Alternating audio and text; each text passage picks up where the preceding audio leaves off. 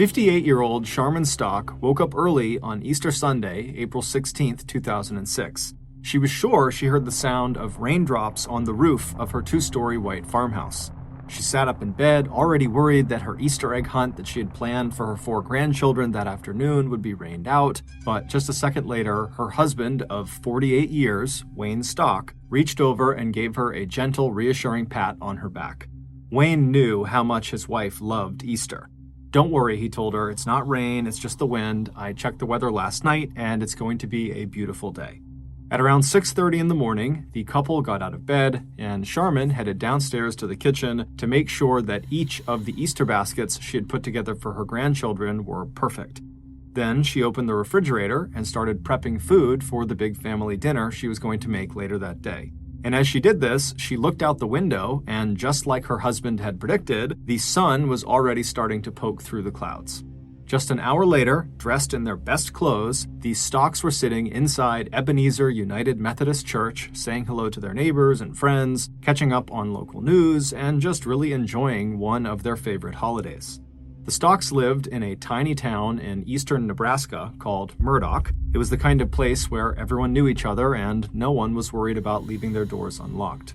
In this tight-knit village of 270 people, Wayne and Sharman were especially well-liked and respected.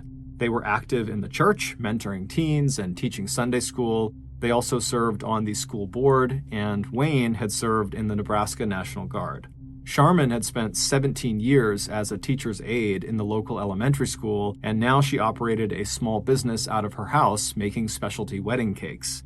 In addition to the 1,000 acres of land Sharman and Wayne owned and farmed, the Stocks also had a successful business growing and selling hay. At 9:40 a.m., the organ music started and the congregation quieted down. As the couple waited in silence for the greeting from their pastor, Wayne and Sharman bowed their heads and gave thanks for all their blessings. On their way out of the church that morning after the service, Pastor Joe Wacker asked the Stocks what they were up to for the rest of the day to celebrate the holiday. As Sharman told him excitedly about her Easter egg hunt that she had planned for her grandkids, Pastor Joe smiled. People like Sharman and Wayne were the glue that held their families and communities together. And in a few hours, under a partly sunny sky, Wayne and Sharman were out in the backyard of their home, chatting with their married children and in-laws, and watching their 4 grandkids look along the edge of the barn for the brightly colored eggs that Sharman had hidden as soon as she had gotten home from church. Andrew Stock, the son who would one day take over the family hay business, was spending Easter with his fiance's family. But he had told his parents that he would be by their place that evening to pick up his dog. Andrew had just gotten a new puppy, and that morning he had dropped it off with his parents so that they could look after it for the day. So at around 8 p.m. that night, just as the Stocks had put away the last dinner dishes and picked up the house, they heard the sound of Andrew's truck in their driveway. It had turned into such a beautiful and clear and mild evening that the 3 of them decided to just stay outside on the back deck and chat for a bit. Sharman told Andrew all about the Easter egg hunt and how much the grandkids loved it. Then Andrew and his dad spent a few minutes chatting about hay prices and what needed to be done around the farm. Andrew told his father that he'd be back over the next morning to work in their hay office, and then Andrew picked up his tired puppy that had fallen asleep in the kitchen. He got back into his truck, he waved to his parents, and then he headed back down their driveway to the main road. As he looked in his rearview mirror, he saw his mom and dad turn towards their front door, take each other's hands, and step back inside of their house. The next morning, Andrew got up early, he grabbed a cup of coffee, and he headed outside to his truck. He drove the roughly 30 minutes to his parents' house, pulling into the parking area just outside of the office building for their hay operations, which was a small standalone structure set a ways back from the farmhouse. His mom and dad were both early risers, and his dad liked to get started on his chores right after breakfast. So as Andrew walked toward the hay office, he thought it was odd when he glanced over in the direction of the farmhouse and saw his father's truck still parked outside where he had left it the night before. So before going into the office to start his day, Andrew decided to go check the garage that was near the hay office and see if maybe his dad had just decided that morning to drive his wife's car instead of his own truck. But when Andrew went inside the garage, his mom's car was still there. Andrew suddenly felt like maybe something was wrong. The quickest way to get in touch with his parents from where he was just to call them on the office phone rather than walk or drive all the way across the property to the farmhouse. So quickly, Andrew left the garage and went into the Hay office building and picked up the phone to dial their number. However, when he put the phone to his ear, his sense of worry rapidly turned into alarm because there was no dial tone coming out of the phone. It was disconnected.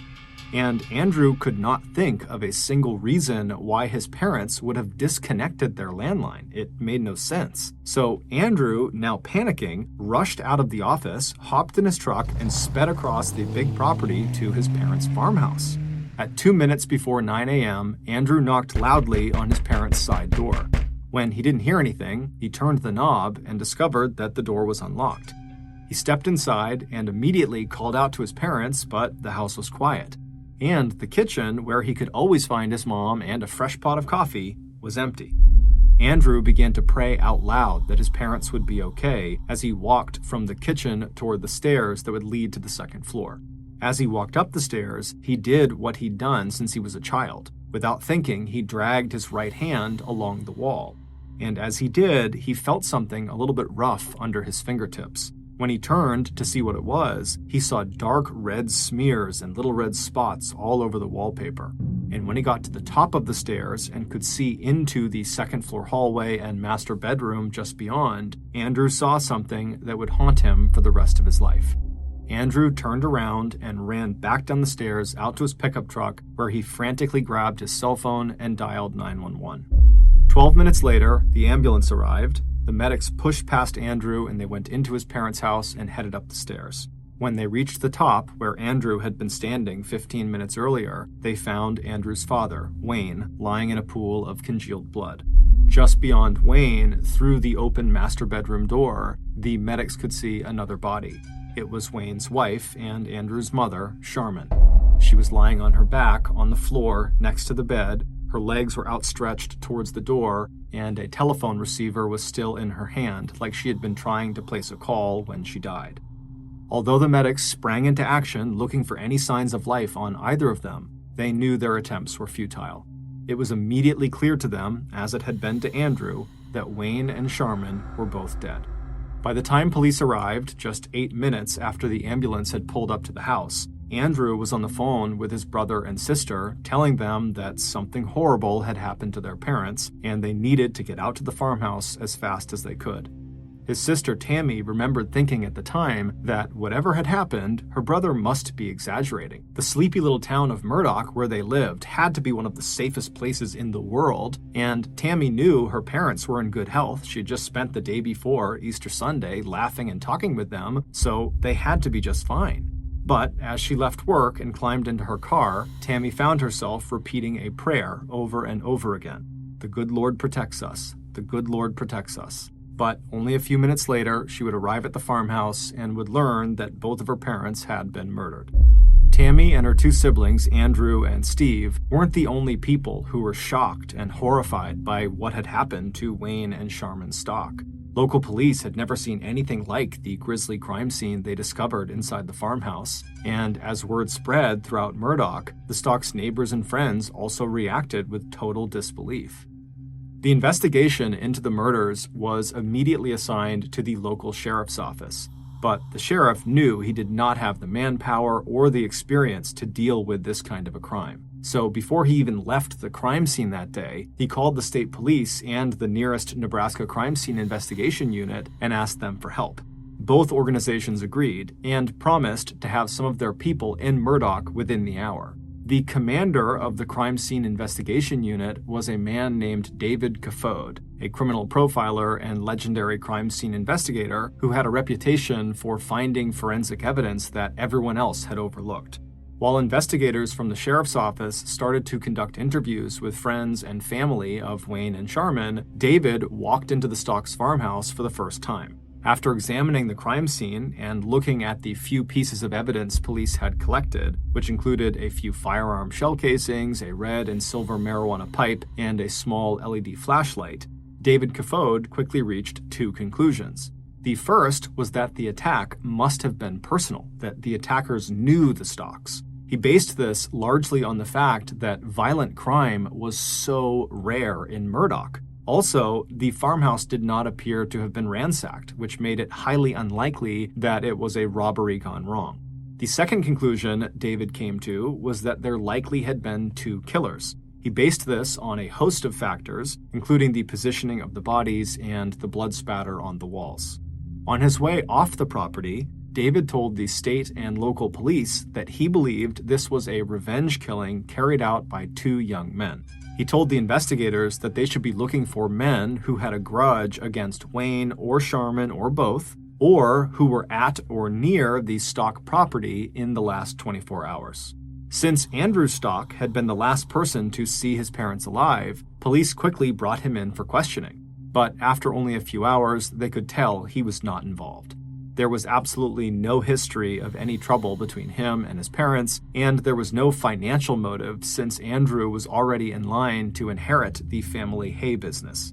But police could not say the same thing for another member of the Stock family, Andrew's cousin, 28-year-old Matt Livers, who was the son of Wayne Stock's brother.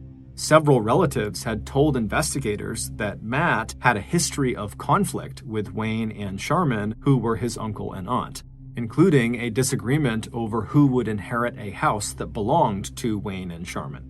So at about 11 p.m. on April 17th, 14 hours after the gruesome discovery at the Stocks farmhouse, a state police investigator and a sheriff county investigator brought Matt into the local police station for questioning. Although Matt admitted to arguing with his aunt and uncle, he denied any involvement in their murders. 4 hours later, when the police had not been able to find anything that connected Matt to the crime, he was allowed to return to the house he shared with his girlfriend in nearby Lincoln, Nebraska. In the meantime, other investigators had gotten a description of a light tan sedan car that a paper carrier had seen early on the morning of the 17th, parked near a fence between the Stocks property and an adjacent cemetery. The paper carrier also told police that this same car had passed him going very fast in the general vicinity of the Stocks home the night before. State and local investigators soon found a car that matched that description. It was a 1998 Ford Contour that belonged to a man named William Sampson, whose 21-year-old brother, Nicholas Sampson, happened to be the cousin of Matt Livers. On April 20th, 3 days after the killings, the Crime Scene Investigation Unit conducted a thorough examination of the Ford Contour. Although they did not find any physical or forensic evidence that linked the car to the Stock murders, they did discover that the car had recently been thoroughly cleaned and wiped down. So even without hard evidence, the fact that officers could draw a connection between a potentially suspicious vehicle and Matt Livers, and that Matt was the only suspect police could identify who had a personal motive for hurting Wayne and Sharman, investigators tightened their focus on Matt. They kept him under surveillance, they examined the trash he removed from his home, and they questioned his friends and his coworkers. Then, on the morning of Tuesday, April 25th, which was 8 days after the Stocks had been killed, investigators brought Matt Livers into the station where they gave him a lie detector test. After the test, they brought him into a room for another round of interrogation. Despite Matt repeatedly saying he had nothing to do with the murders, no one believed him. And at the conclusion of this 11-hour straight interrogation session, police would tell Matt that he failed his lie detector test. Shortly after hearing this, Matt Livers confessed that he and his cousin, Nicholas, had in fact killed Wayne and Sharman Stock. The Stock children were devastated all over again. Not only had they lost their parents, but now members of their own family had admitted to committing the murders. They did not want to believe it, and aside from Matt's confession, there still was no hard evidence actually linking Matt or Nicholas to the killings, and so some of the Stock family actually held out hope that maybe there had been a mistake. But that would change on May 8th, 3 weeks after Wayne and Sharman were found. Known for his thoroughness, the legendary crime scene investigator David Caffode ordered a second examination of the inside of the Ford Contour. And this time, he conducted the search himself. After going over the car interior 1 inch at a time, David discovered a single speck of blood underneath the dashboard. DNA testing showed that the blood belonged to Wayne Stock. This was the official nail in the coffin for Matt and his cousin Nicholas. They were both promptly charged with murder and sent to jail to await trial. While the residents of Murdoch breathed a sigh of relief knowing the killers were now behind bars, the police announced publicly that the bloody crime that had sent fear and shockwaves through the town and that had made headlines in the national press had been solved and the case was closed.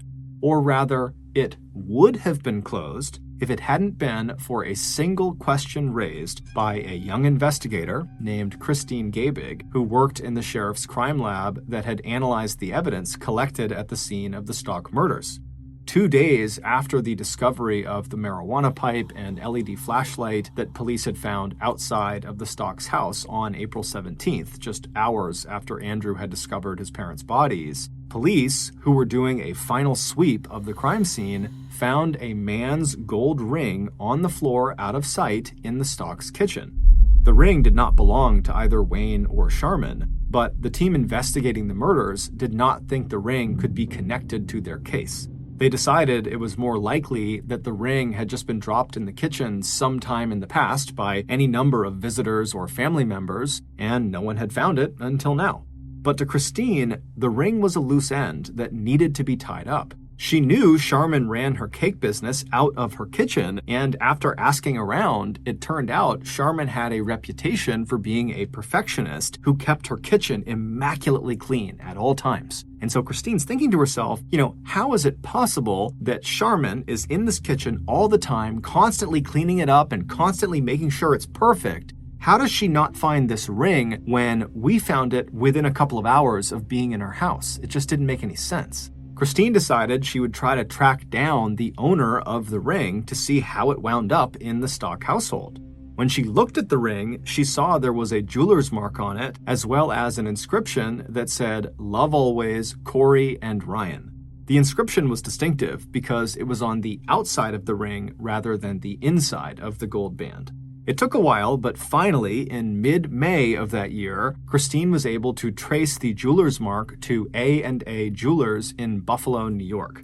Christine picked up the phone and she called the number for the store, and it would turn out, had she waited even a few hours longer to make that call, she likely never would have figured out who this ring belonged to. Because the day Christine called that jewelry store was literally the day they were going out of business. Mary Martino, who was an employee at this jewelry store, was about to disconnect the phone line when the phone rang. She picked it up, and without even waiting for an answer, she told the caller, who was Christine, that they were shutting down the store for good and, best of luck to you, and she was about to hang up, but Christine butted in and said, "Please, I'm a police officer and I need your help finding the owner of a ring that you sold. It's involved in a homicide case." Mary was very surprised to hear this, and also pretty excited. The idea of assisting in a murder case was kind of thrilling. So Mary spent the next 3 days and 2 nights in the jewelry store's warehouse tracking down the order for that gold band. 4 days later, Mary called Christine back and told her that the ring had been shipped to a Walmart in Beaver Dam, Wisconsin. 70 phone calls to Wisconsin later, and Christine had found the ring's owner, a man named Ryan who lived 2 full states away from Murdoch, Nebraska. The ring had been a gift from his ex-girlfriend, Corey.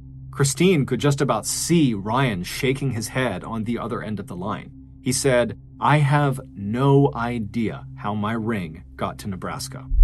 It turned out that Ryan's ring had been inside the glove compartment of his red Dodge Ram pickup truck, and that truck had been stolen in Wisconsin on April 15th, 500 miles away from Murdoch, Nebraska, and 2 days before the murders of Wayne and Sharman Stock.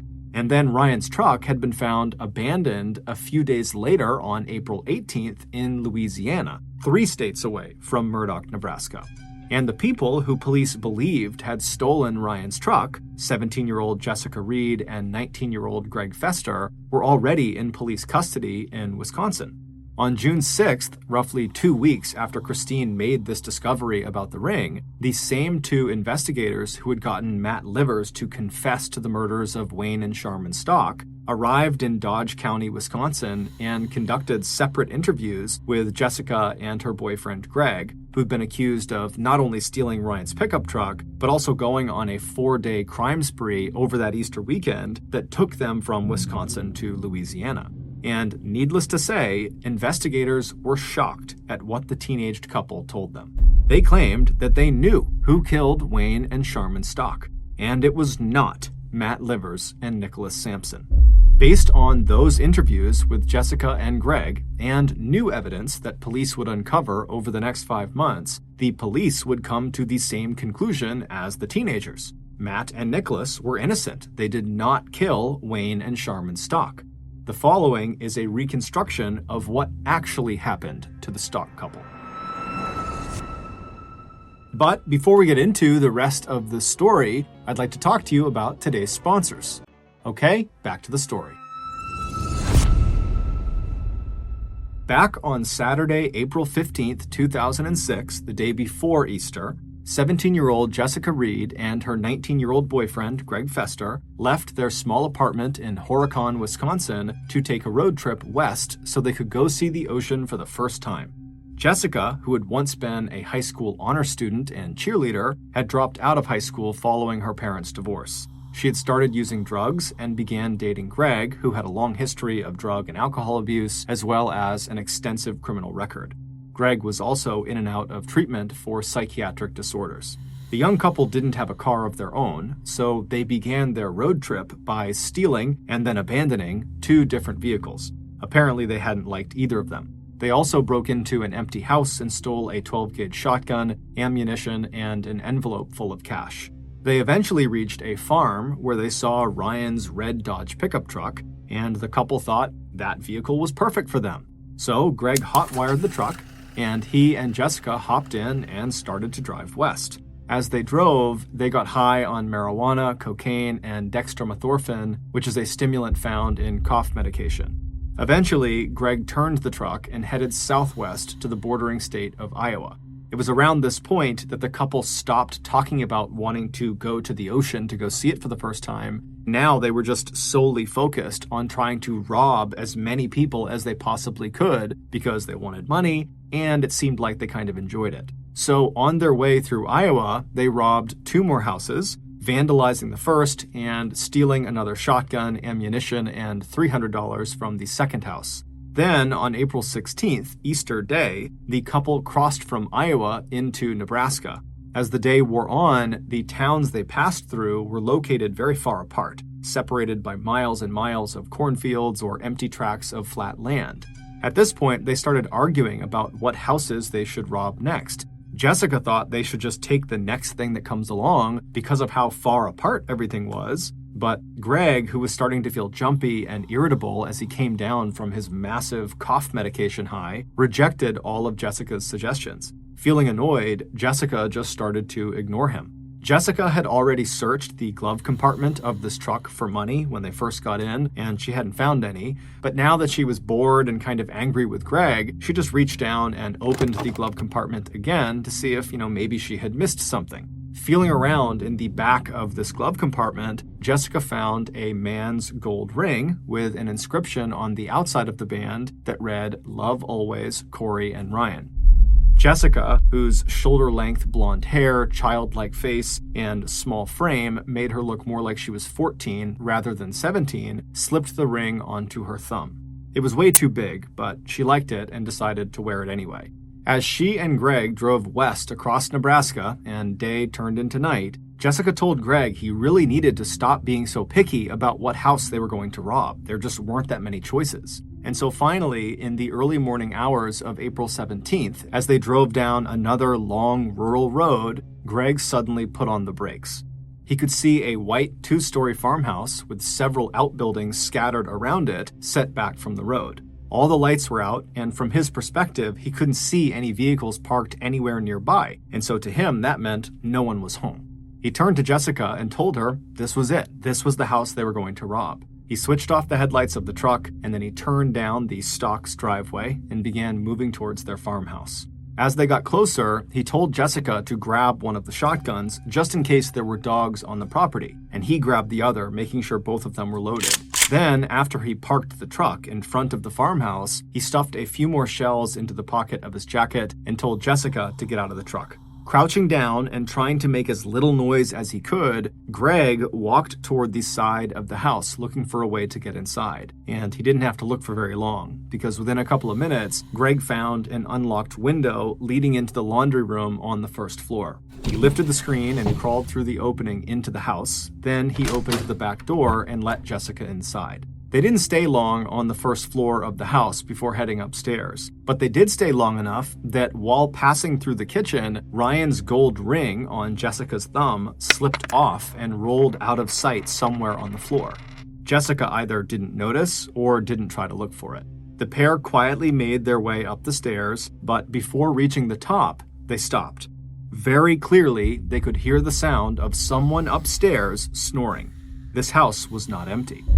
Without discussing what they were going to do, Greg, who was in the lead, simply just kept on walking up the stairs, and Jessica followed. The couple moved down the second-floor hallway to the master bedroom at the end of the hall where Wayne and Sharman were fast asleep.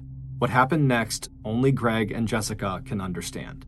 Greg pushed open the master bedroom door and made no attempt at concealment. Instead, he reached out and flipped the switch on the wall, flooding the bedroom with light. The sound of the door opening and the sudden brightness caused Wayne to wake up, completely alert, his adrenaline flowing even though he had not consciously processed the threat that he and his wife were now facing. Wayne, who was this very stocky and strong-looking guy, began violently trying to rip his covers off so he could get up and confront these people that were in the room with him. And so as Wayne is doing this, Jessica screams at Greg, "Do something!" As Wayne stood up on the bedroom floor, Greg raised his 12-gauge shotgun and he fired a shot into Wayne's kneecap. Even though Wayne's knee was destroyed with bits of bone and flesh poking out of this huge hole where the shot had passed through, Wayne dove toward Greg, shouting as he tried to grab the gun out of Greg's hands. The struggle took them out of the bedroom and into the hallway where Jessica had retreated to, and as the two men wrestled on the ground,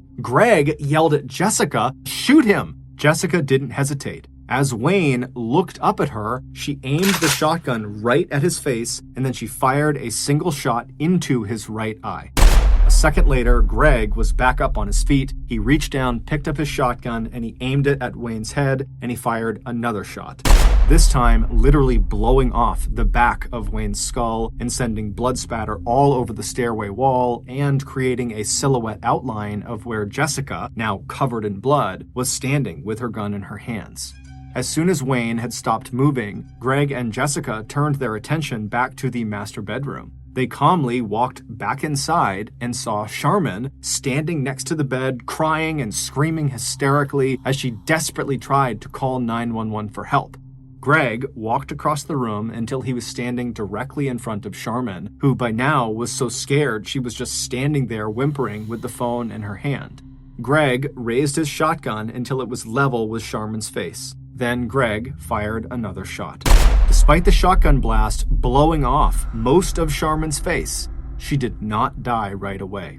As Jessica and Greg turned to leave the master bedroom and head back downstairs, Sharman let out a single piercing scream of pure agony that echoed through the house.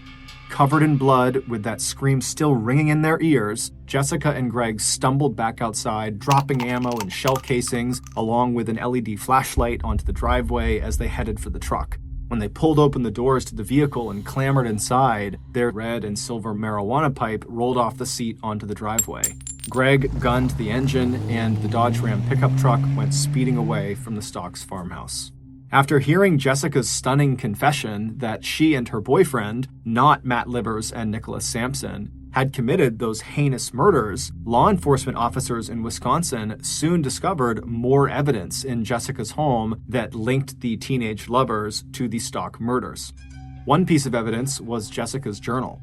On April 22nd, 5 days after she and Greg had killed the Stocks, Jessica had made this entry in her diary. "I killed someone. He was older. I loved it. I wish I could do it all the time. If Greg doesn't watch it, I'm going to leave one day and go do it myself." Police also discovered a letter Jessica had written and left for Greg at their apartment. It was folded up in a cigarette box that also contained a spent 12-gauge shell casing from the murders. In the letter, she wrote, "And this bullet, well, Bunny, it's the only thing left. and I loved it, but that's something we will talk about one day. But even after Jessica and Greg had confessed to the murders, and even though investigators from Wisconsin as well as Nebraska now had a treasure trove of evidence linking the teenagers to the crime, Matt Livers and his cousin Nicholas Sampson still remained incarcerated. Armed with Matt Livers' confession and the speck of Wayne Stock's blood inside the Ford Contour, state and local investigators were sure that Livers and his cousin must have had something to do with this crime. It wasn't until the FBI and lawyers for Matt and Nick stepped in that investigators in Nebraska finally stopped insisting that Matt and Nicholas were also involved in the murders. Lawyers for Matt Livers produced evidence that his confession to killing his aunt and uncle had been coerced, and that he had recanted that confession the day after he made it. It would turn out Matt Livers had an IQ of 63, which meant he was developmentally disabled. And videotapes of his interrogation showed police feeding him the information they wanted him to tell them, until finally, after 11 hours of badgering and threats of facing the death penalty unless he cooperated with police, Matt agreed that he had committed the murders. And when he was pressed by police to name his accomplice, he chose his cousin because Nick had access to a car that matched the description of the light tan vehicle that police said they spotted near the Stocks farmhouse on the morning before the murders were discovered. And even though Matt had been told by police that he failed his lie detector test, in reality, it's likely the results had been misread or misinterpreted. During the first week of October 2006, Nicholas Sampson, who had been incarcerated for the last 5 months, was released and the state dropped all charges against him. 2 months after that, in December, Matt Livers, who had been locked up for the last 7 months, was also released and had his charges dropped as well. In January of 2007, Jessica Reed and Greg Fester both pleaded guilty to 2 counts each of second-degree murder. Before her prison sentence was announced, in a written statement submitted to the judge in her case, Jessica Reed pleaded for mercy, saying that the sound of Sharman Stock's final piercing scream after her face had been shot off still woke Jessica up at night. The judge was not moved. On March 19, 2007, Jessica Reed and Greg Fester were both sentenced to life in prison. But before it was all over, there would be one more twist. In late 2007, the FBI got a tip that the legendary crime scene investigator David Kafode most likely planted that single speck of Wayne Stock's blood that had been found during the second search of the Ford Contour. Prior to that blood being found, the only thing police had connecting Matt and Nicholas to the crime were their confessions. And so David planting that blood is what ultimately put them behind bars. On June 2nd, 2010, 3 years after Jessica and Greg went to prison and 4 years after the state of Nebraska finally dropped all charges against Matt Livers and Nicholas Sampson, David Kafode was sentenced to 20 months to 4 years in prison for falsifying evidence in the Stock murder investigation. And in October 2013, faced with civil lawsuits filed by Matt Livers and Nicholas Sampson, the state of Nebraska awarded a $2.5 million settlement to be split between the two men in compensation for their treatment at the hands of Cass County law enforcement officers during the investigation of the Stock murders. As for Andrew Stock, who discovered his parents' bodies on the morning after Easter 2006, justice may have been served, but his family will never recover from their loss. When 23-year-old Juri Kibuishi walked into a room, you couldn't help but notice her. Just 5 foot 3 inches tall, beautiful and outgoing, Juri, whose Americanized name was Julie, had a freewheeling personality and instinctive kindness that just drew people to her. From the flowers that she often pinned in her dark hair to her dramatic eyeliner and colorful painted fingernails, Julie looked like what she was, creative and unconventional. Despite their much more proper and low-key appearance, Julie's Japanese-born parents had always encouraged their daughter's artistic pursuits. And when Julie, a lifelong resident of Irvine, California, was high school-aged, she was accepted into the prestigious Orange County School for the Arts. This was a highly selective charter school that catered to students who were especially interested in the visual and performing arts. But Julie's parents had also stressed the importance to all 4 of their children of getting excellent grades. So even as Julie spent 5 years studying dance and becoming a gifted and passionate performer, she also applied herself with just as much energy to her college preparatory courses. Julie's goal after high school was to dance and to eventually get a degree in fashion design. She found just the program she wanted at Orange Coast College in Costa Mesa, California, one of the top transfer community colleges in the country, and just a 30-minute drive from Irvine, California, where Julie lived with her parents.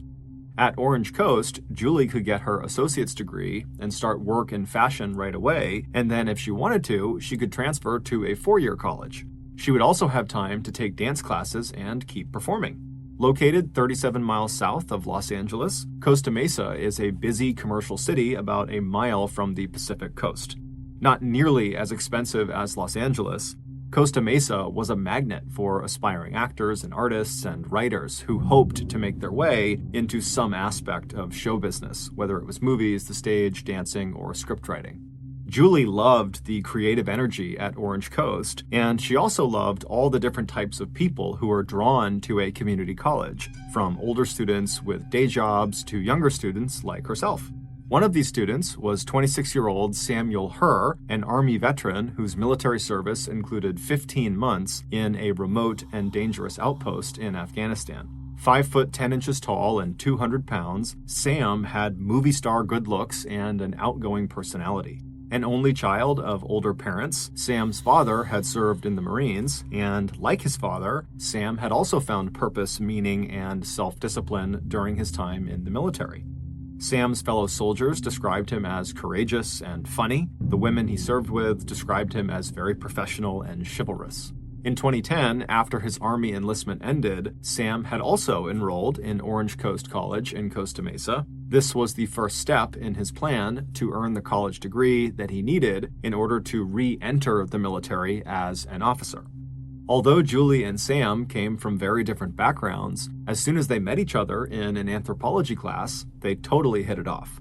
Not in a romantic sense, each of them had serious long-distance relationships with other people, but as friends. Both of them were very close with their families, they enjoyed socializing, and they both had the same outgoing personalities and the same slightly goofy sense of humor and fun. They also both liked tattoos. Julie had 7 of them, and Sam had ink on both arms as well as a huge heart inscribed with Mom and Dad tattooed on his chest. But on a deeper level, Sam and Julie were also both very serious about getting good grades in college and ultimately achieving their long-term career goals. So as soon as Julie realized that her classmate Sam was struggling in their anthropology class, she offered to help tutor him. One evening, when Sam's parents stopped by their son's apartment and met Julie, who was there helping Sam with his homework, they were both struck by the easy friendship between their son and Julie. And when Julie would go on to describe Sam to her parents, she would say they were just friends. One of the nice things for both of them about being in a strictly platonic relationship was being able to talk to one another about their romantic partners. Julie was in an online relationship with a Marine corporal named Mark, who was stationed in Okinawa, Japan, and Sam was engaged to a German woman named Katerina, whom he had met while he was in the service. Sam also felt comfortable opening up to Julie about his combat experience in Afghanistan and the night terrors that he had brought home with him. As their friendship grew, Julie began spending more time with Sam outside of just tutoring, and one thing they both liked to do together was spend time with the group of young people who often gathered in the evenings and on the weekends outside of the large apartment complex where Sam lived. For Sam, the Camden Martinique Apartments, which is where he lived, were the perfect location. It was less than a half mile from Orange Coast College and only a 30-minute drive from where his parents lived in Anaheim Hills. The rent wasn't cheap, but Sam had always been very careful with money, and he had saved $62,000 in combat pay that he had earned while he was serving in Afghanistan. Among the big group of young people who hung out together at the apartment's pool and outdoor patios, there was one couple in particular that Julie and Sam got to know pretty well. 26-year-old actor Daniel Wozniak and his fiancée, 23-year-old actress Rachel Buffett. Like a lot of actors, Dan and Rachel struggled to make ends meet even as they dreamed of breaking into the Los Angeles acting scene. Rachel, who was small with delicate features and long blonde hair, still looked the part of the Disney princess she once played at Disneyland when she was a teenager. Dan, who was a big guy, had an easy smile, thick dark hair, good looks, and a booming voice that helped him land lead roles in the community theaters where he and Rachel often starred opposite one another. Usually dressed in khaki shorts or pants and Hawaiian shirts with bright prints, Dan never felt more at home or more genuinely himself than when he was on stage. In the spring of 2010, when Julie and Sam met Dan and Rachel, Rachel was busy planning the couple's wedding. After a 2-year-long engagement, the big date was finally just weeks away, May 28th, and afterward the couple would go to Mexico for their honeymoon. On Friday, May 21st, just a week before Dan and Rachel were going to get married, Julie had a date with her older brother, Taka, at a Thai restaurant in Long Beach to talk about his wedding. Taka also had a surprise for his younger sister. He and his fiancée wanted Julie to be a bridesmaid at their wedding, and that night at dinner, Taka handed Julie the tiara that she would be wearing on Taka's big day. Julie was thrilled, but she was also feeling a little distracted and worried. Throughout that afternoon and evening, Julie had started to receive a series of very strange text messages from her friend Sam. He sounded upset, and he told her he needed to talk to someone. In what she thought must be a bad attempt at humor, he wrote, "No sex. Can you come over tonight at around midnight? Just talk, don't tell anyone. Going out for a little now. Some bad family stuff." Julie was puzzled. Like her, Sam seemed to get along with his mother and father really well. In fact, she thought he was supposed to be visiting with them in Anaheim that weekend. Julie told her brother about these weird messages she was getting. Taka asked her if this was normal for Sam, and she said no, but Sam had been through a lot. Noticing her brother looking concerned, Julie looked up from her phone and smiled at him and said, "Don't worry, you'd like Sam." After dinner, Julie said goodbye to her brother, and laughing, she put the tiara on just before stepping out into the clear 60-degree evening. She could feel the light breeze from the ocean as she climbed into her car to make the 35-minute drive south from Long Beach to the Camden Martinique apartments where Sam was. The following morning, Julie's mother, June, looked down the bedroom hallway of their house and noticed the door to her daughter's bedroom was open. Peeking inside, she saw Julie was not in there, and she realized in that moment that her daughter had not come home the night before. June immediately called and texted Julie, but received no answer. When she called her son Taka to see if maybe Julie had stayed the night with him and his fiancée, June's worry deepened to alarm. Taka said no, Julie was not with them, and he told his mother about the very strange text messages that Julie had received from her friend Sam. Feeling very concerned, Taka and his mother began scrolling through their texts and contacts to see if they could find Sam's number. Meanwhile, about 20 miles away in Anaheim, Sam's parents had also begun worrying about their child. Sam was supposed to visit them that morning, but he hadn't shown up yet. Sam had always been good about letting his parents know if his plans had changed or if he was running late, but by midday, they still had not gotten a call or text from him. By late afternoon, Sam's father, Steve, who was an athletic-looking man with thick white hair who often went to the gym with his son, he hopped into his car and drove up to Costa Mesa to make sure Sam was okay. Once Steve arrived at the Camden Martinique apartments, it was getting dark. He walked up the stairs to apartment D110 and knocked on the door.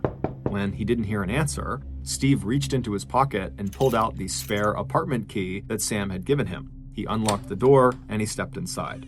Turning on the light, Steve saw immediately that there was no one in the kitchen or living room and also no sign of any disturbance. As he headed toward the bedroom, he hoped he'd find his son laid up in bed with a bad cold. Instead, as he pushed open the door to the bedroom and flipped on the wall light, it was like he had discovered a chamber of horrors. Kneeling next to the bed with her upper body lying stomach down on top of the mattress was the body of a young woman. Her jeans, which were cut or torn, had been pulled down almost to her knees. On the back of her sweater, scrawled in black magic marker, were the words, "All yours, F you." Although one side of the woman's face was visible, she was totally unrecognizable. Her features were covered in blood and gore, and all Steve could really see was just this massive wound above and behind her ear. It looked like the back of her head had been blown off. And just above that crater of bone, blood, and brain tissue, Steve saw a tiara tangled in a mass of blood-soaked hair. Shocked, Steve backed away from the gruesome scene, and after quickly checking the other rooms and finding no one else in the apartment, he pulled out his phone and he dialed 911. Near the doorway to the bedroom, police found a colorful shoulder bag. It contained a cell phone and a wallet with a driver's license. The victim, sprawled on the bed and the floor, was 23-year-old Julie Kibuishi. When they were informed by police that their daughter was dead, Julie's parents were devastated. June Hibuishi kept telling the officers they must have made a mistake. The evening before, she and her daughter had been cooking together in the kitchen. When it had been time for Julie to go see her brother at the restaurant, she had changed her clothes, given her mom a quick hug, said goodbye, and stepped out the door. It was impossible to June and her husband that this daughter, who was so kind and so full of life, could now just be dead. As for the Costa Mesa detectives who arrived on the scene moments after receiving Steve Herr's frantic 911 call, every piece of evidence they discovered inside of that apartment pointed to Steve's son, Sam. Sam knew the victim, and from the words written on the back of Julie's sweater and the position of her body that suggested sexual assault, she may have been caught up in a love triangle gone wrong, or been the victim of a domestic dispute with Sam.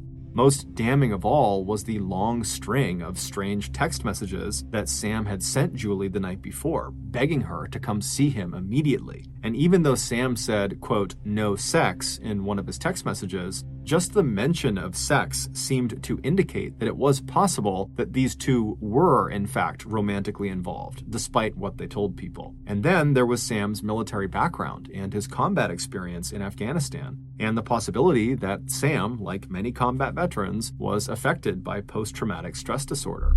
Maybe Sam had just snapped and killed Julie during an episode of combat-related psychosis. The cause of death appeared to be a single gunshot wound to Julie's head, and as a trained combat soldier, Sam would have known how to use a firearm. 24 hours later, when Sam still had not been located or heard from, the Costa Mesa police had found yet another reason to suspect he was their killer. After digging into Sam's background, detectives were stunned to discover that back in 2002, when Sam was 18 years old, he had been arrested and charged in connection with the murder of another teenager. Although Sam was eventually acquitted and cleared of all charges, he had been a serious suspect, and he had spent the better part of a year behind bars. The police wasted no time. They issued an all-points bulletin with Sam's picture and physical description plastered across the top of it. Meanwhile, however bad things looked for Sam, Steve Herr could not believe that his son killed Julie. Sam had been acquitted of all criminal charges related to that 2002 murder, and even after the trauma and stigma of spending months in jail, Sam had gone on to rebuild his life and reputation. He always had a steady job from that point forward, but it was when he enlisted in the army that he found his true sense of meaning and purpose. So while police launched a massive manhunt for the man they considered armed and dangerous, Sam's father started to do his own digging. If Sam was on the run, he would need money, and Steve shared a bank account with his son. Sure enough, when Steve accessed the shared account, he saw that every day since his disappearance, Sam had used his ATM card to make a series of large cash withdrawals. The trail led south to a bank of ATMs in Long Beach. The police had also tracked Sam's ATM card, and unlike Steve, they had access to the video surveillance at the ATMs. Looking at the camera footage, detectives expected to see the face of Sam Herr. Instead, the person seen using Sam's card was a teenage boy carrying a skateboard and wearing sunglasses and a hoodie. When the same ATM card was used to place a pizza order at a nearby pizza joint called Echoes, police were able to get the address of the house where the pizza would be delivered. They staked out that address, thinking that maybe Sam was hiding inside of the house, but when police, guns drawn, entered the house right alongside the pizza delivery person, the only people they found inside were the teenager they'd seen on the ATM surveillance tape and his mother. A terrified 16-year-old Wesley Freilich told police that he had been given the ATM card by a man he knew who was working for a bail bonds agent. The man had told Wesley that the card belonged to a client who had posted bond but then disappeared without paying the agent.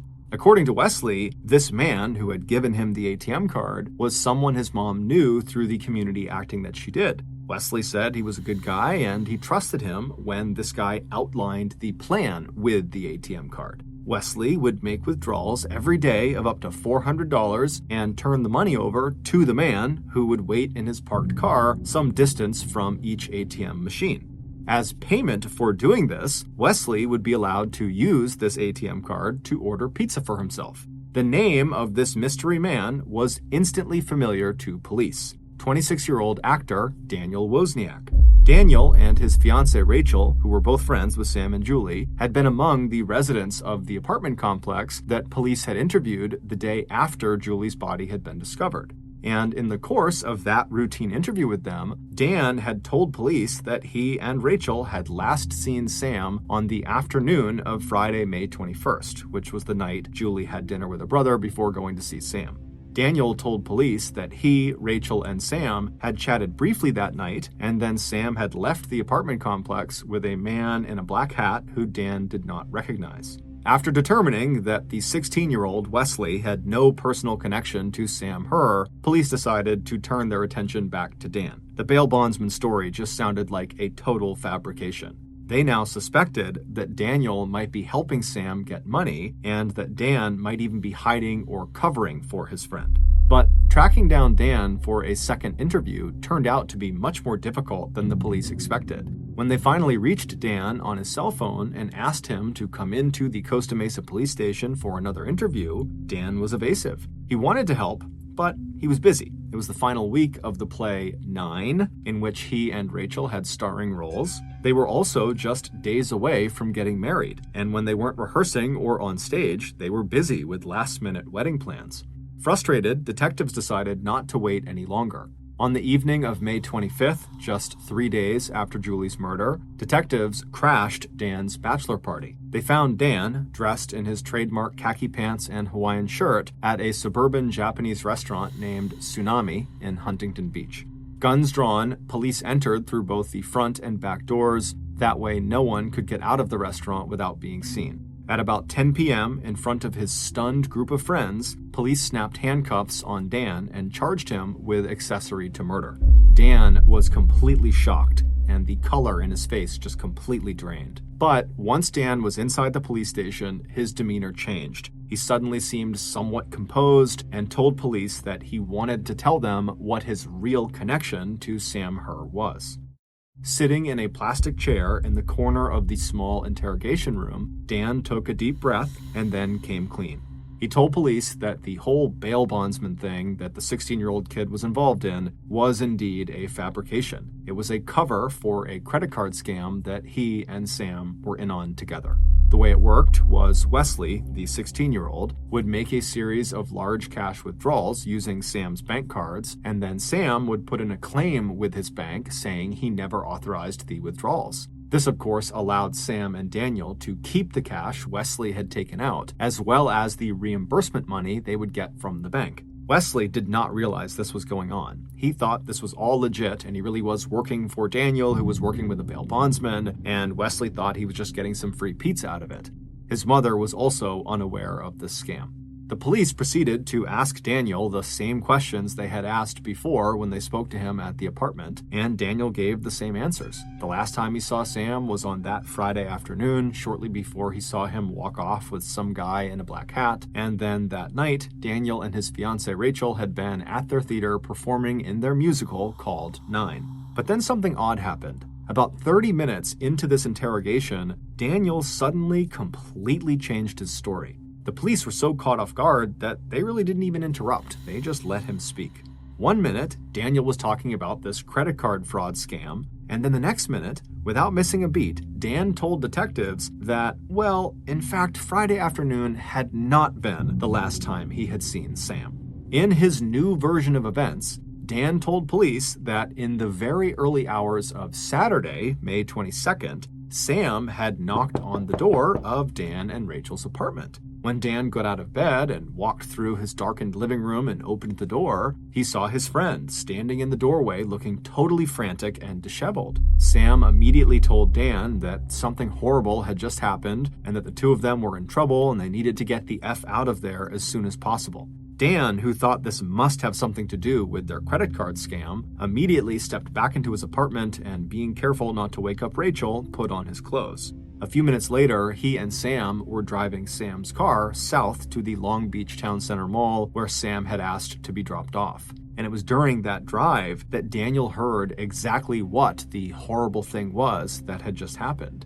And it had nothing to do with a credit card scam. Sam went on to tell Dan that Julie was in his apartment and that he had killed her. Dan told police Sam's exact words. "I shot somebody. It was a fit of rage. I was doing some heavy drugs. I'm not happy about it, but she had it coming." The two detectives looked at each other. This was exactly the break in the case that they had been hoping for.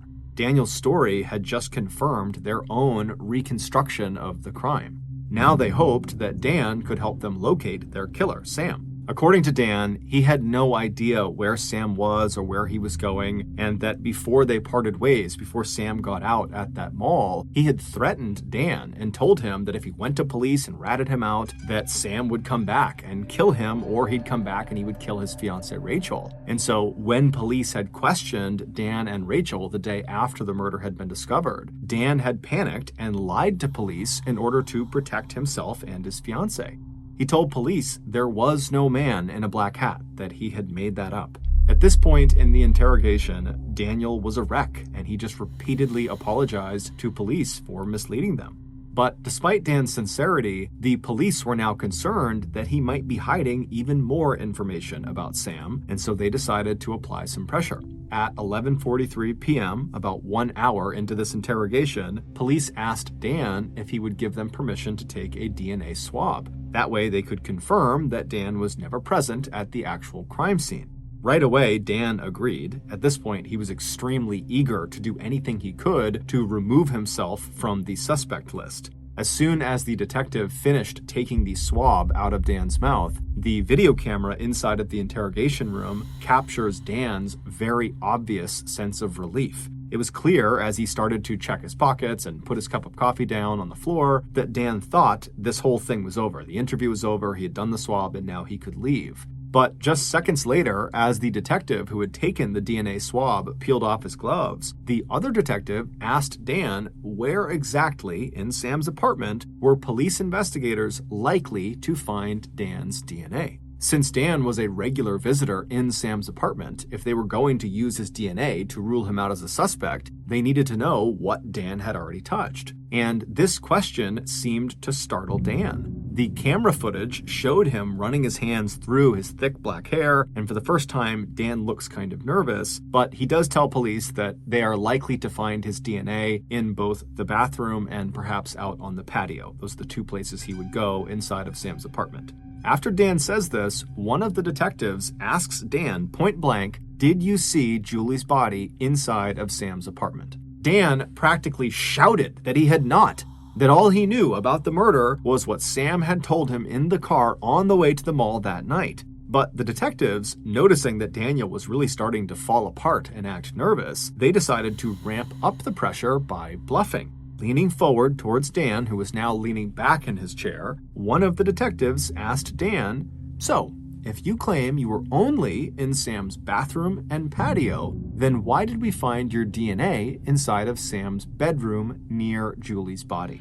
Now, keep in mind, they had no way of knowing if his DNA was inside of that apartment. They wouldn't have known for weeks. But Dan didn't know that. He thinks what they're telling him is factual. And as soon as they said this to him, Daniel changed his story again. Looking totally defeated, Dan slumped down in his chair and he said, Okay, I'll tell you. This is what really happened. According to Dan, when Sam arrived at his apartment in the early morning hours of Saturday, May 22nd, and told Dan they needed to get the F out of there, before they got in the car and drove away, Sam had told Daniel what he had done and then took Daniel up to his apartment and actually showed him Julie's body.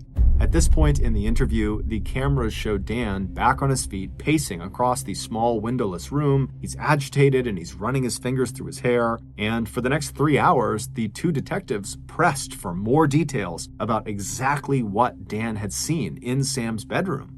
By 2 a.m. on Thursday, May 27th, Dan had been talking, yelling, and sometimes whispering to police for 4 straight hours. He was exhausted, and since he was getting married in now less than 48 hours, he was desperate to just wrap this up so he could go. So at 2:17 a.m., Daniel, who had been caught completely between a rock and a hard place, between trying to protect his friend or telling the cops everything he knew, seemed to crack.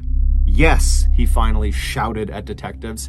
"Yes, I saw her goddamn body. Is that what you want to hear? I saw 2 gunshots in her head." Both detectives suddenly went completely still and looked at each other. They also looked up at the camera that was recording the interview and playing it live in an adjoining room where a third detective was watching it. All 3 detectives were thinking the exact same thing. Dan Wozniak had just given them a critical new piece of information. Based on what would stretch into a 14-hour interrogation of Daniel Wozniak and an investigation into the new evidence police would uncover based on what he told them, this is the reconstruction of what happened to 23-year-old Julie Kibuishi and how police were finally able to locate their prime suspect, Sam Her. Back on the evening of Friday, May 21st, about half an hour after Julie had left that Thai restaurant in Newport Beach where she was having dinner with her older brother Taka, Julie pulled into the parking lot next to the Camden Martinique apartments where she had agreed to meet her friend Sam Her. Although she was still wearing the sparkly tiara that her brother had just given her, Julie's mood had turned serious. Before heading into Sam's apartment, she scrolled one more time through the dozens of text messages he had sent her starting that afternoon. They all seemed so strange and out of character for Sam, but she knew Sam dealt with some very serious night terrors from his time in Afghanistan, and for all she knew, he could be having some sort of breakdown right now that was Afghanistan-related. So, believing Sam really just needed a friend right now, she put her phone away, got out of her car, and made her way over to the stairs that would take her up to his apartment. When she reached the floor his apartment was on, she saw Daniel standing outside of it. It turned out Dan had become worried about Sam too when Sam had not been responding to his knocks on his door. Dan told Julie he did have a spare key and thought, maybe the two of them should just go inside and see what was going on.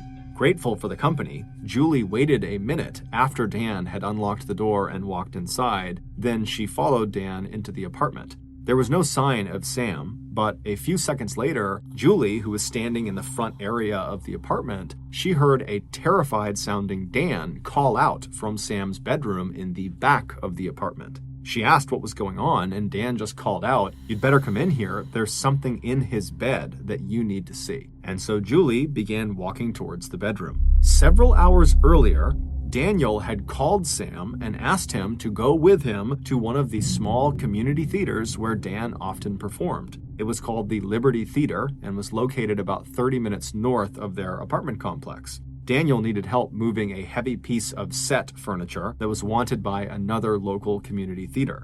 Sam agreed, and the two met outside in the parking lot of their apartment building. Then they hopped into Sam's car and they headed north. Once they arrived, Dan led Sam through the empty theater, and when they were backstage, they climbed a flight of stairs to the second floor, and then once they were up there, Dan pointed out a dusty wooden ladder that led up to the attic. So up they went, and as soon as they were up there, Dan quickly walked over to this big piece of furniture and signaled to Sam that that was it. That was the piece they were going to move. Sam nodded and moved past Daniel and took up a spot next to him, kind of crouching down to get a good grip underneath this big piece of furniture. Little did Sam know that his friend, Daniel, who was now standing behind him, could not have cared less about moving furniture. Instead, Dan was quietly pulling out a .38 caliber semi-automatic pistol. And then once it was out, he aimed the pistol carefully at the back of Sam's head, and then he pulled the trigger. For a moment, all Dan could hear was the echo of the shot reverberating around the attic. And then Sam, who was still alive, turned to look up at his friend. Sam whispered, "I need help. I need help. Something hit me. I think I've been electrocuted." Looking directly into Sam Herr's eyes, Dan raised the pistol and pulled the trigger a second time. Except the weapon didn't fire. It jammed. So while Sam is laying there staring up at Daniel with a look of horror on his face, Daniel calmly pulled the slide back of the pistol. He cleared the jammed round out of the gun. He reloaded the gun and then placed the gun up against Sam's temple and pulled the trigger again. This time, the gun did fire, and this time Sam would die. Then Dan, stepping carefully to avoid the blood that was spreading out across the floor, bent over Sam's body and removed his phone, and rifling through his friend's wallet, Dan pulled out Sam's passport and Sam's ATM and credit cards. Flipping Sam's phone open, Dan began to send what would be a long string of text messages to Julie. Each one was carefully scripted to draw her to Sam's apartment later that night and to look to an outsider as though Sam was in the midst of a personal crisis and that he and Julie were somehow romantically involved. Leaving Sam's body where it had fallen, Dan climbed back down the wooden ladder, down the flight of stairs to the ground level, left the empty theater, and got into Sam's car. But before going back to his apartment, Dan picked up the 16-year-old Wesley Freilich, and they made their first withdrawal using Sam's ATM card. Once he had returned to the Camden Martinique apartments, Dan had just enough time to shower, change his clothes, and send Julie yet another round of strange text messages from Sam's phone.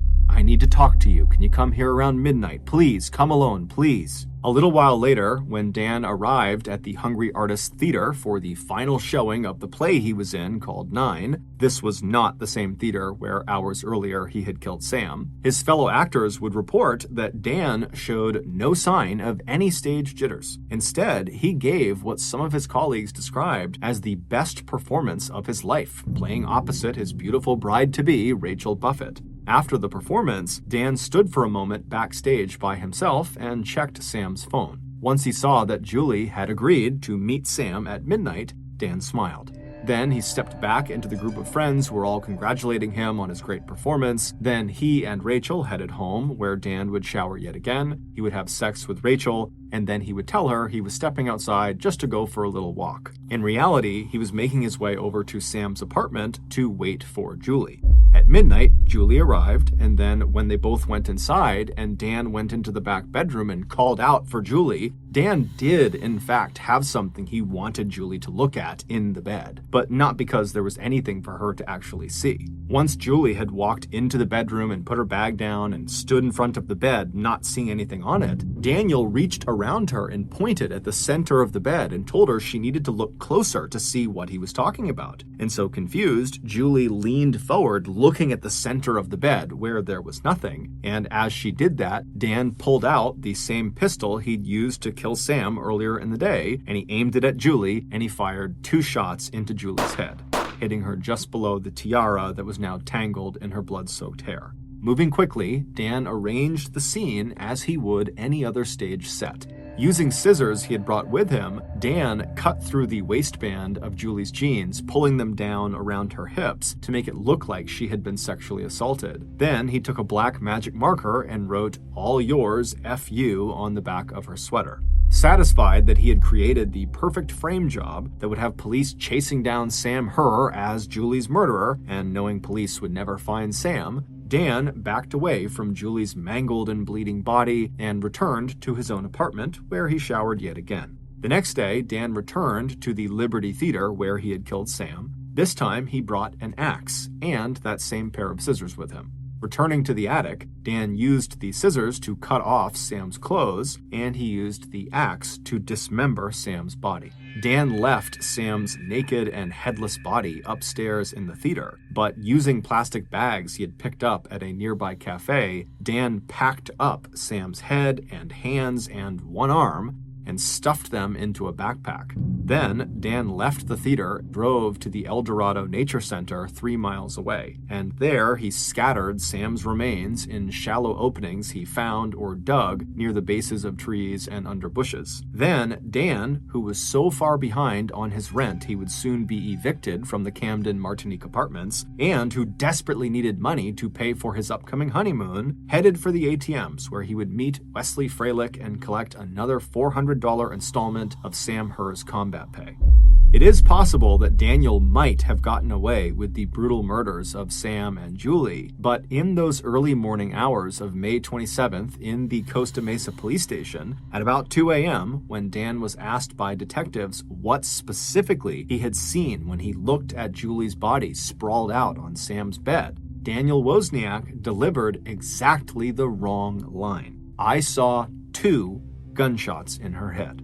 All 3 of the police officers who were listening to that interview knew that anyone who was just looking at Julie's body, like Dan claimed he was doing, they would only have been able to tell there was a single wound. It would not have looked like 2 distinct gunshot wounds. So the only way Daniel could have known that there were 2 gunshots in Julie's head was if he had fired those shots himself. So when he still kept denying any involvement, the police told Dan they knew he was lying and they put him into a jail cell. They reminded him he was under arrest for being an accessory to murder, and the only way he'd be leaving is when he told them everything he really knew about Julie's murder. And then the following afternoon, at about 1:15 p.m., Dan would further implicate himself during a conversation he had from the jail with his fiancée Rachel Buffett. By then, Rachel knew Dan had been arrested. She had also found out from Dan's brother, Tim, that Dan had given Tim a backpack filled with bloody clothes and a .38 caliber pistol, Sam's passport, phone, wallet, and 2 spent shell casings. Instead of destroying the bag as Dan had told him to, Tim had just thrown the backpack over the fence behind their parents' house. When Rachel told Dan on the phone in a call that was recorded by police that she was going to tell the detectives what she knew, including the existence of this backpack, Dan whispered into the receiver, "Then I'm doomed." 30 minutes after this phone call with Rachel, Daniel would signal to police that he was ready to confess to what he did. The cameras show him sitting at a small table in the interrogation room, elbows on the table, head resting in his hands. Yes, he had murdered Sam because he wanted that $62,000 in combat pay that Sam had saved from his deployment to Afghanistan. And yes, he had murdered Julie just as a decoy, a way to mislead police into thinking that Sam had disappeared because Sam was not a war hero, but rather a killer who had gone on the run after murdering Julie in a fit of rage or jealousy. When asked by police why he did it, Daniel told them, "I'm crazy. It was always all about the money." Following Dan's confession, police searched the Liberty Theater and found Sam's badly decomposed partial remains. The only way to recognize the torso as belonging to Sam was the heart tattooed on his chest that was inscribed with the words Mom and Dad. On May 29th, the day Sam Herr would have turned 27 years old, police found his head, hands, and one of his arms scattered throughout El Dorado Nature Center. More than 5 years later, on December 16th, 2015, Daniel Wozniak was charged with 2 counts of first-degree murder. At the penalty hearing in September 2016, Daniel was sentenced to death. 3 years later, a separate jury found Dan Wozniak's ex-fiancée Rachel Buffett to be an accessory after the fact, after further investigation revealed that she had lied to police to cover up her possible involvement in the crime and to protect her then-fiancé Daniel Wozniak. As for the families of the victims, June Kibuishi wonders if she had taught her children, especially Julie, to be too kind. And for Steve Herr, the thought of his son's final moments will haunt him for the rest of his life.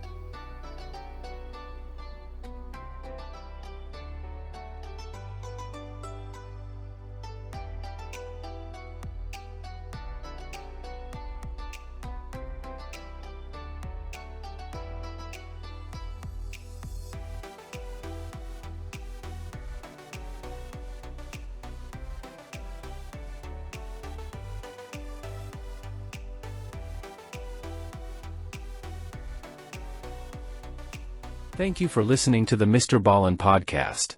If you enjoyed today's stories and you're looking for more bone-chilling content, be sure to check out all of our studio's podcasts, MrBallen Medical Mysteries Bedtime Stories. Just search for Ballen Studios wherever you get your podcasts and you'll find them all. Also, there are hundreds more stories like the ones you heard today but in video format on our YouTube channel, which is just called MrBallen. I really appreciate your support. Until next time, see you.